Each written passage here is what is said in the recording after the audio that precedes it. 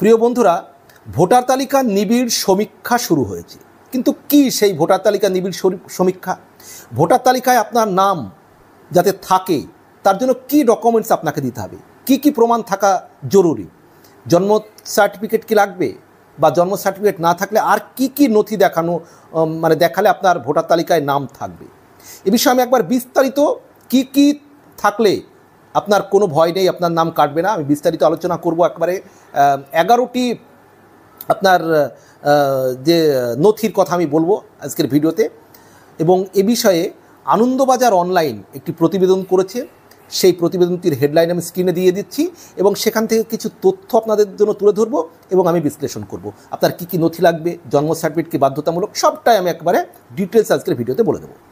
তো আনন্দবাজার অনলাইন যেটা হেডলাইন করেছে, ভোটার তালিকা নিবিড় সমীক্ষা কি, নাম রাখতে গেলে কি নথির প্রয়োজন, সেটাই আর কি আনন্দবাজার.com অনুসারে আমি তুলে ধরছি, আপনারা একেবারে ডিটেলস পেয়ে যাবেন। আচ্ছা, কারা প্রকৃত ভোটার, কাদের নাম তালিকায় থাকবে তা নির্ধারিত হচ্ছে কমিশন নির্ধারিত 11টি নথির ভিত্তিতে।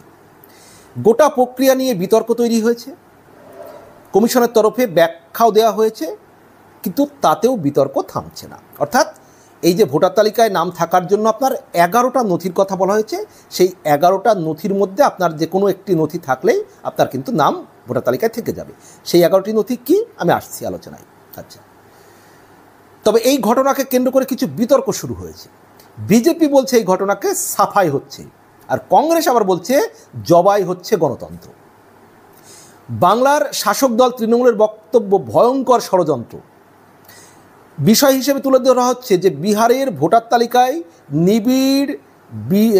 বিশেষ নিবিড় সমীক্ষা বা SIR, যা আপাতত দেশের রাজনীতির মূল আলোচ্য বিষয় হয়ে উঠেছে। ভোটমুখী বিহারে যা পরিচালনা করছে জাতীয় নির্বাচন কমিশন। কারা প্রকৃত ভোটার, কাদের নাম তালিকায় থাকবে তা নির্ধারিত হচ্ছে নির্বাচন কমিশনের 11টি নথির ভিত্তিতে। আর এই গোটা প্রক্রিয়া নিয়ে কিন্তু বিতর্ক শুরু হয়েছে, কমিশনের তরফ থেকে ব্যাখ্যা দেওয়া হচ্ছে, তারপরেও কিন্তু বিতর্ক থামছে না। আচ্ছা, SIR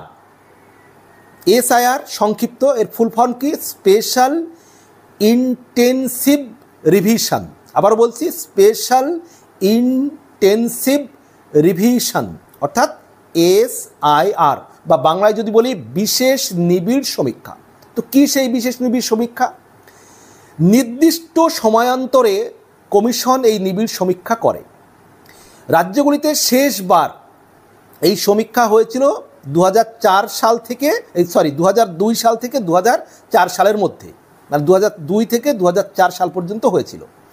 বিহারে হয়েছিল 2003 সালে, আমাদের পশ্চিমবঙ্গ হয়েছিল 2002 সালে। আচ্ছা, ভোটার তালিকায় কাদের নামের মধ্যে কারা, থাকা নামের মধ্যে কারা মৃত, কারা অন্যত্র চলে গিয়েছেন, কারা ভুয়ো ভোটার, গভীরে গিয়ে তার সমীক্ষা করে কমিশন। তারপরে তৈরি করে সংশোধিত তালিকা। জুন মাস থেকে বিহারে এই প্রক্রিয়া শুরু হয়েছে।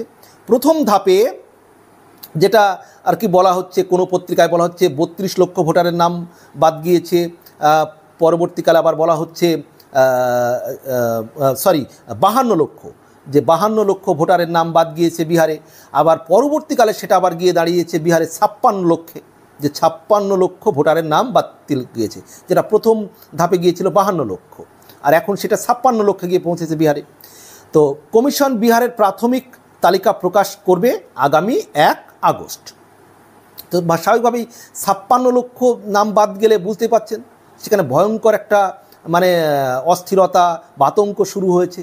দেশের অন্যান্য রাজ্যেও মানুষের মধ্যে একটা চিন্তার ভাঁজ পড়ে গিয়েছে কপালে।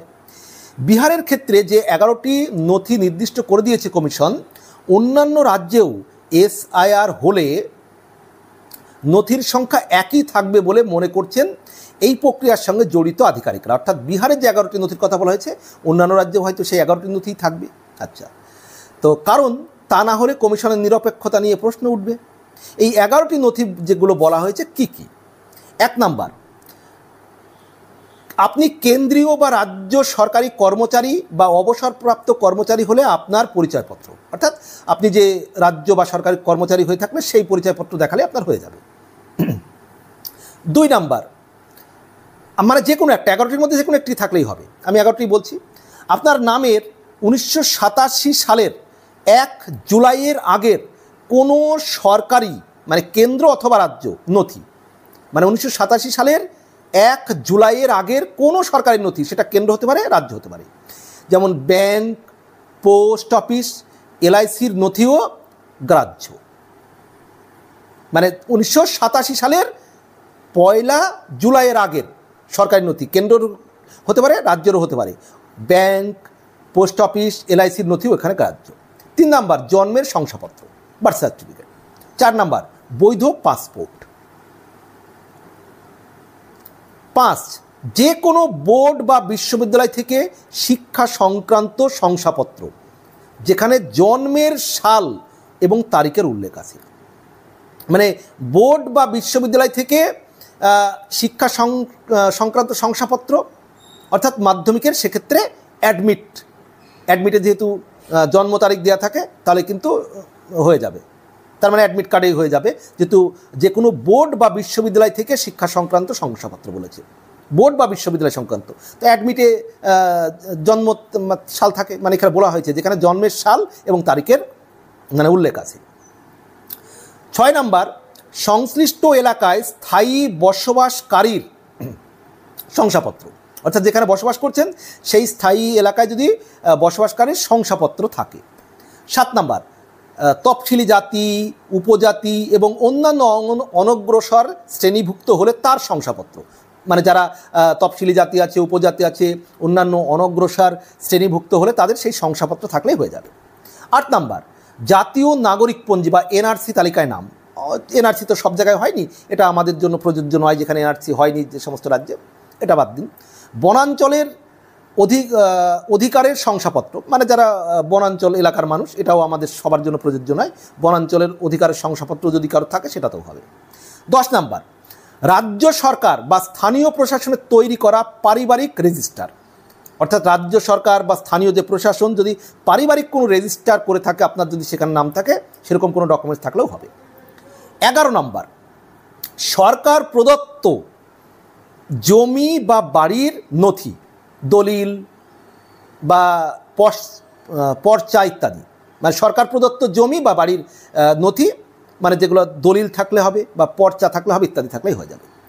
আরেকটা বলা হয়েছে, যেটা এই 11টা বাদেও, মানে 11টা বাদেও, যদি দেখা যায় যে 2002 সাল, পশ্চিমবঙ্গের ক্ষেত্রে 2002 সালে যে ভোটার লিস্ট ছিল, ভোটার তালিকা ছিল, সেই ভোটার লিস্টে যদি কারোর নাম থেকে থাকে তাহলে তার আর কোনো ডকুমেন্টস মানে দরকার হবে না। 2002 সালের যদি ভোটার তালিকায় নাম থেকে থাকে, অতএব স্বাভাবিকভাবেই ধরো বন্ধু, তুমি যদি 2002 সালে তোমার ভোটার তালিকায় নাম ওঠেনি, বয়স হয়নি, তাহলে তোমার বাবার যদি সেখানে নাম থেকে থাকে, তাহলে তোমার বাবার নাম থেকে তোমার প্রমাণ চলে আসবে। অর্থাৎ 2002 সালের ভোটার তালিকায় নাম থেকে থাকলেই তার হয়ে যাবে, এবং তার নাম থাকলে তার ছেলেরও হয়ে যাবে।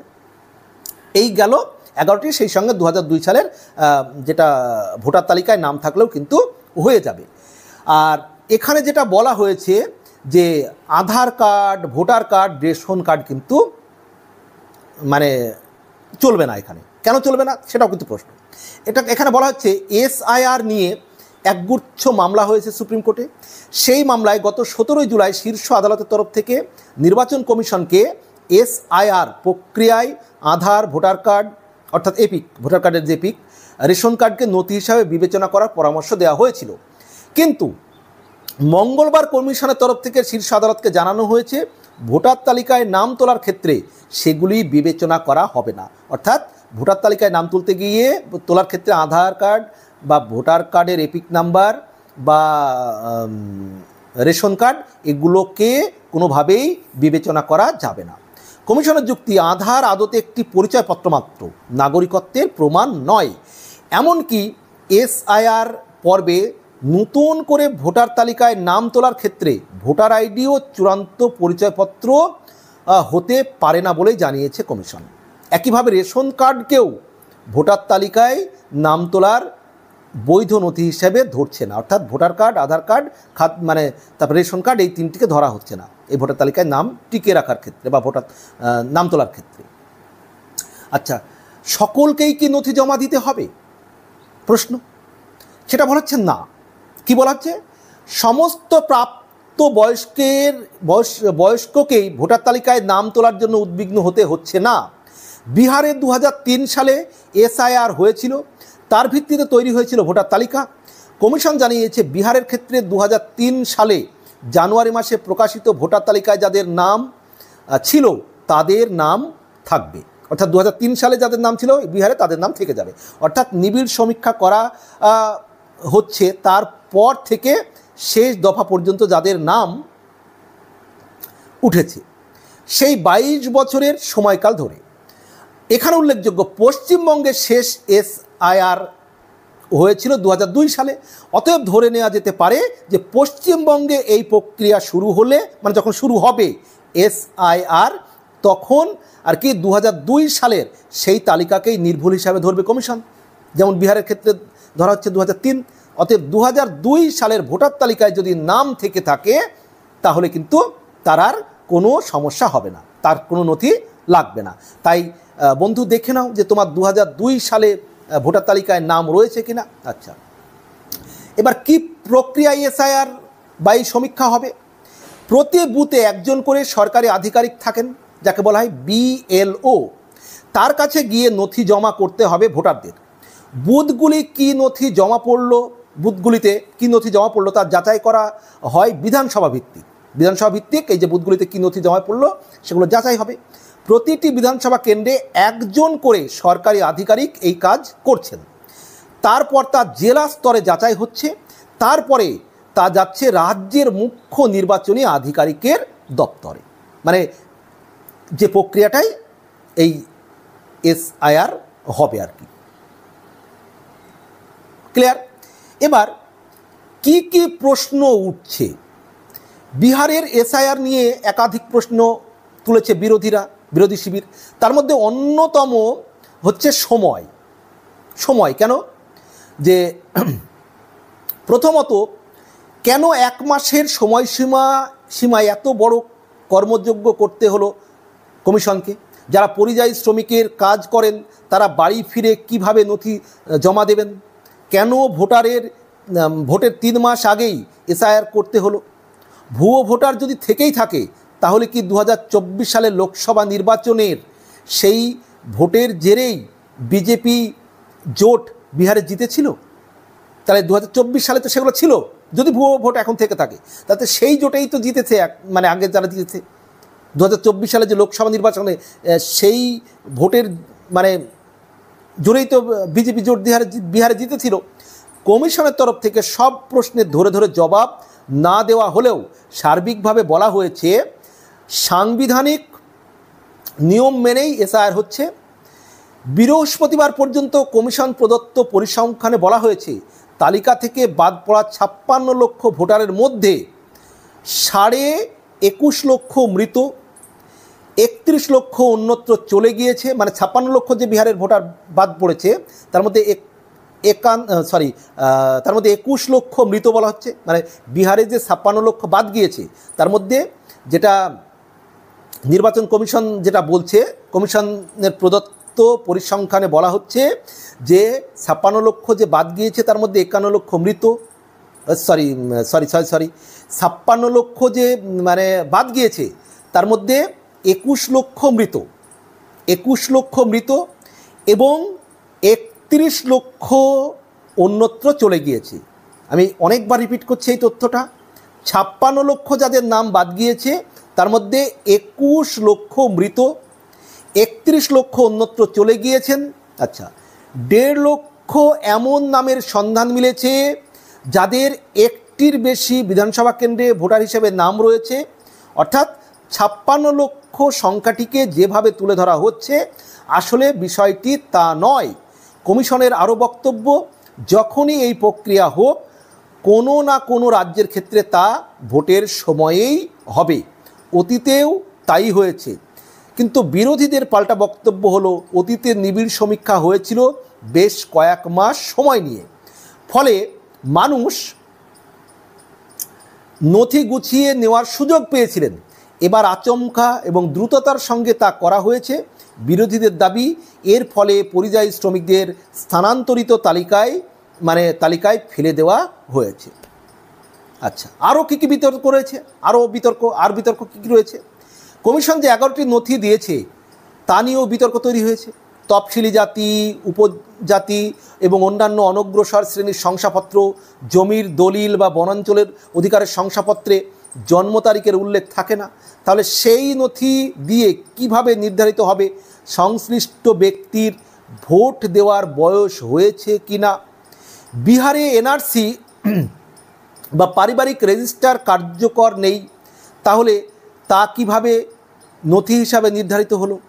এবং এ প্রসঙ্গে আরজেডি নেতা তেজস্বী যাদবের কথায়, এ তো দাবার ঘুঁটি দিয়ে ক্রিকেট খেলতে বলছে নির্বাচন কমিশন, মানে চরম কটাক্ষ কিন্তু করা হয়েছে।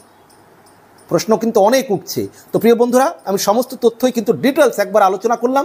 আপনাদের ভিডিওটি থেকে উপকার হলে ভিডিওটি একটি মন্তব্য করে জানাবেন, লাইক করবেন এবং ভিডিওটি শেয়ার করে অন্যদেরও দেখার সুযোগ করে দেবেন, যাতে অন্যরাও উপকৃত হয়। এই তথ্যগুলো আগে থেকে জেনে যেন তারা গুছিয়ে রাখতে পারে। শেয়ার করে দেবেন। ভালো থাকবেন বন্ধুরা, আপনাদের জন্য শুভকামনা। এই বিষয়ে আরও আপডেট আমি নিয়ে আসবো। আরও ভিডিও আমার নিয়মিত পেতে সমস্ত তথ্যমূলক ভিডিও আমি দেব, বিশ্লেষণমূলক। আমার চ্যানেলটি সাবস্ক্রাইব করে রাখবেন। সবার জন্য শুভকামনা। ভালো থাকবেন বন্ধুরা।